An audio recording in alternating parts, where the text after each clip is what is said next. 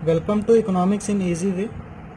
Students, आज हम लोग वैल्यू एडेड मेथड पे क्वेश्चंस करने वाले हैं। न्यूमेरिकल क्वेश्चंस डील करेंगे वैल्यू एडेड मेथड से। ठीक है, तो ये आपके बुक का पेज नंबर 86 का क्वेश्चन है। तो बुक है आपके पास तो ओपन कर लीजिए, नहीं तो यहाँ से क्वेश्चन का स्क्रीनशॉट ले सकते हैं। ठीक है, तो बुक ओपन कर लीजिए, page number 86।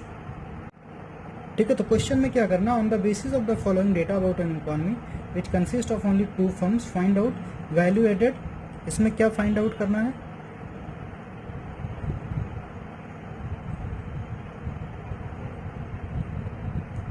Value added by firm A and B. ठीक है, इस पे क्वेश्चंस कम ही आते हैं। आपके 3 मेथड्स हैं of calculating national income, value added method, income method and expenditure. But questions जो मोस्टली आते हैं वो इनकम एंड एक्सपेंडिचर मेथड पे ज़्यादा आते हैं। बट आपको स्किप नहीं करना है, आपको कोई टॉपिक छोड़ना नहीं है। वैल्यू एडेड मेथड भी कभी कभी आ जाता है, तो हमको तीनों मेथड्स पढ़ने हैं। तो एक ये कैलकुलेट करना, और बी हमको क्या कैलकुलेट करना है, ग्रॉस वैल्यू एडेड और gross domestic product at factor cost, GDP FC calculate करना। तो इसका हम सॉल्व करेंगे। देखिए, सबसे पहले वैल्यू एडेड मेथड से सबसे पहली चीज़ हमको याद रखना है कि इसका फॉर्मूला क्या होता है। वैल्यू एडेड का फॉर्मूला होता है value of output minus intermediate consumption, और इससे जो भी आता है उसको, वैल्यू एडेड से जो भी कैलकुलेट होकर फाइनल वैल्यू आती है उसको हम जीडीपी एमपी या जीवीए एमपी बोलते हैं। इतना क्लियर। अब देखिए क्वेश्चन में क्या दिया, sales by firm A and purchase from firm B by firm A. तो सबसे पहले हम क्या कैलकुलेट कर लेंगे, value added by firm A. ठीक, इसमें 2 फर्म है, ए और बी। तो ए और बी का हम सेपरेटली अलग अलग निकालेंगे कि फर्म ए का कितना वैल्यू एडेड होगा और फर्म बी का कितना वैल्यू एडेड होगा। ठीक है, तो ए और बी का हम लोग अलग अलग कैलकुलेट करेंगे। तो पहले ए का कैलकुलेट करेंगे। ए का कैलकुलेट करने के लिए क्वेश्चन में देखिए पहले क्या लिखा, सेल्स बाय फर्म ए। तो हमने क्या बताया था कि वैल्यू ऑफ आउटपुट का मतलब क्या है, वैल्यू ऑफ आउटपुट, या इसको सेल्स भी हम बोल सकते हैं डायरेक्टली। तो सबसे पहले क्या इसमें आएगा, सेल्स हम लिख देंगे। तो sales by firm A minus sales minus purchase. Main formula होता है value of output minus intermediate consumption. Intermediate consumption मतलब कितने का हमने उसको परचेज किया था, या उसको में कितने का हमने रॉ मटेरियल यानी कॉस्ट ऑफ प्रोडक्शन कितनी थी। तो यहाँ पे परचेज लिख देंगे, परचेजेस फ्रॉम फर्म बी। और हमने क्या बताया था, सेल्स अगर दिया होता है, देखिए वैल्यू ऑफ आउटपुट होता है तो ठीक है, वैल्यू ऑफ आउटपुट नहीं है तो sales plus change in stock. इससे पहले वैल्यू एडेड मेथड जहाँ हमने पढ़ाया था वो वाली वीडियो नहीं देखी तो वो ज़रूर देख ले, कि वैल्यू एडेड को हमने पूरे फॉर्मूले को एक्सप्लेन किया है कि value added, value of output नहीं गिवन है तो किन किन चीज़ों से मिलके वैल्यू ऑफ आउटपुट बन सकती है। तो वो वीडियो ज़रूर देख लें। ठीक है, तो इसमें प्लस और क्या कर देते हैं, change in stock, change in stock. और चेंज इन स्टॉक कैसे आता है, ये कैसे आता है, closing stock minus opening stock. ठीक, closing stock minus opening stock आता है। तो क्वेश्चन में देखेंगे,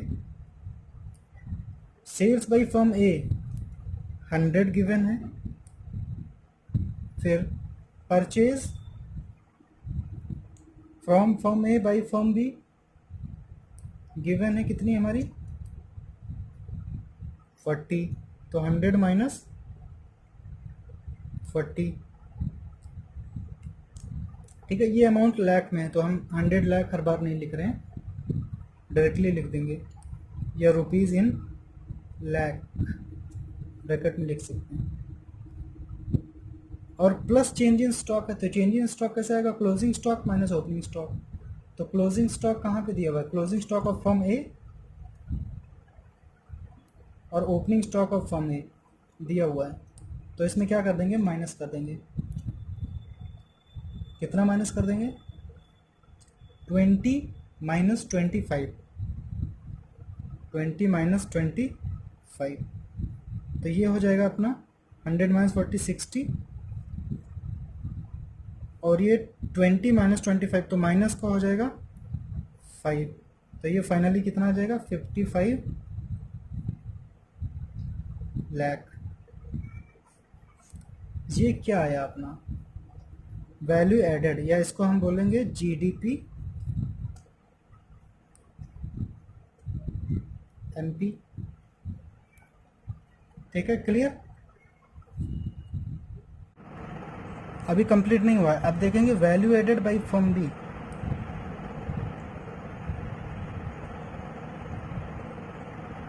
value added by firm B,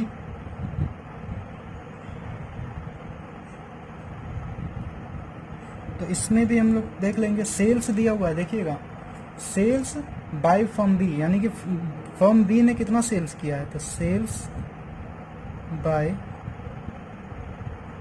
देखिए ए और बी का अलग अलग कैलकुलेट कर रहे हैं, तो जब सेल्स बाय फर्म ए या value added firm A calculate करेंगे तो ए का जो डेटा होगा वो कंसिडर करेंगे। अब इसमें बी का हम कैलकुलेट करें तो बी का डेटा कंसिडर करेंगे। बस थोड़ा सा इसमें डेटा ज़्यादा है तो कंफ्यूजिंग होगा कि ए और बी का कौन कौन सा हमको लेना है। तो जब ए का कैलकुलेट करेंगे तो ए का डेटा लेंगे, और बी का कैलकुलेट करेंगे तो बी का डेटा लेंगे।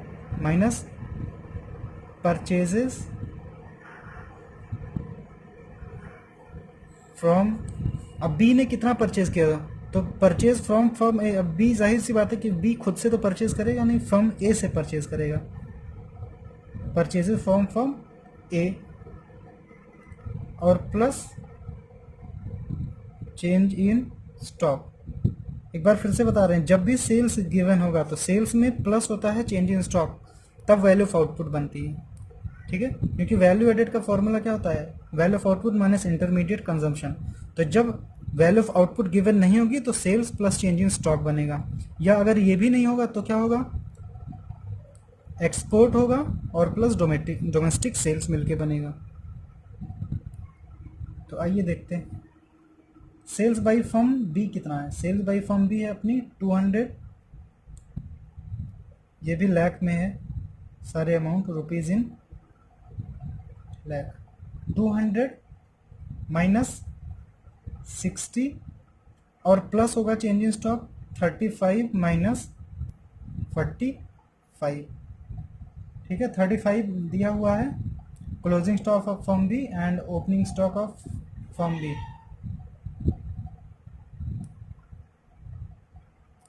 तो 200 माइनस 60 140 प्लस ये माइनस का हो जाएगा 10, तो ये फाइनली आ जाएगा 130 लाख। तो ये क्या है हमारा जीडीपी एमपी या जीवीए एमपी, या ये क्या निकला, वैल्यू एडेड। अब ये तो हमने एक चीज कैलकुलेट किया, सेकंड चीज हमको क्या कैलकुलेट करना है, GDP FC, gross domestic product at factor cost, जो जीडीपी एफसी कैलकुलेट करना है। तो जीडीपी एफसी कैसे कैलकुलेट होगा, अगर जीडीपी एफसी कैलकुलेट करना है, देखिए जीडीपी एमपी हमारे पास गिवन है, समझिएगा इस चीज़ को, जीडीपी एमपी गिवन है और कैलकुलेट करना है हमको जीडीपी एफसी। तो हमने बताया था जी को एन में कन्वर्ट करना ही नहीं है, डी डी ही है, पी पी ही है, एमपी को एफसी में करना है, यानी मार्केट प्राइस से फैक्टर कॉस्ट करना है, मार्केट प्राइस से फैक्टर कॉस्ट करना है। तो इसमें हमने बताया था एनआईटी होता है net indirect taxes, market price से फैक्टर कॉस्ट जाना है तो माइनस एनआईटी करेंगे। तो पहले जीडीपी एमपी देख लेंगे कि 55 फर्म ए का था और 130 फर्म बी का था, माइनस करेंगे NIT, नेट इनडायरेक्ट टैक्सेस। अब देखिए इसमें नेट का सब्सिडी दिया नहीं है, नहीं तो अगर नेट इनडायरेक्ट टैक्स NIT कैसे कैलकुलेट करते हैं, NIT कैसे कैलकुलेट करते हैं, IT minus subsidy, indirect tax minus subsidy.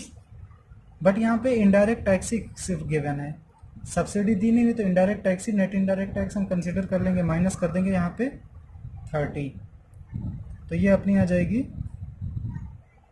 185 और माइनस फिर 30 कर देंगे तो 155, तो ये अपनी आ जाएगी 155 लाख रुपीज़। यह क्या आ गई, GDP FC, gross domestic product at factor cost. तो इस तरीके से हम कैलकुलेट कर लेंगे वैल्यू एडेड और GDP FC।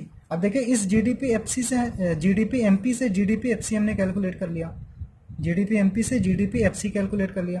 अगर हमको NNP FC कैलकुलेट करना होता यहीं से, समझिएगा, क्योंकि ये नेशनल इनकम नहीं है, अगर GDP MP से नेशनल इनकम कैलकुलेट करना होता, नेशनल इनकम को बोलते हैं NNP FC, तो क्या करते, माइनस करते डेप्रिशिएशन, क्योंकि ग्रॉस से नेट पे जाना है तो माइनस करते हैं डेप्रिशिएशन, डोमेस्टिक से नेशनल पे जाना है तो प्लस करते हैं NFIA, और मार्केट प्राइस से फैक्टर कॉस्ट जाना है तो माइनस करते हैं NIT। जो कि यहाँ पे सब ग्रॉस इससे पहले वाले क्वेश्चन में सेम थे, GDP FC कैलकुलेट करना था, इसीलिए डेप्रिशिएशन और NFIA का कोई रोल नहीं था, सिर्फ हमने इनडायरेक्ट टैक्स को माइनस करना था, इसीलिए सिर्फ हमने इनडायरेक्ट टैक्स को माइनस करना था। ठीक है, तो अगर यहाँ से हमको NNP FC कैलकुलेट करना होता तो ऐसे करते, तो हम सारे एस्पेक्ट को कवर करेंगे, कैसे क्वेश्चंस को सॉल्व किया जाएगा। ठीक है, तो इजी है समझने वाला, तो समझ में आई होप कि क्लियर हो गया होगा कि वैल्यू एडेड मेथड से कैसे नेशनल इनकम कैलकुलेट करते हैं। और ये हमेशा याद रखने वाली बात है कि वैल्यू एडेड मेथड से हमको क्या फाइनल रिजल्ट मिलता है, GDP MP, और GDP MP से फिर फर्दर हमको NNP FC या GDP FC जो भी क्वेश्चन पूछेगा उसमें हमको कन्वर्ट करना पड़ता है। ठीक है, तो ये है आज की वीडियो।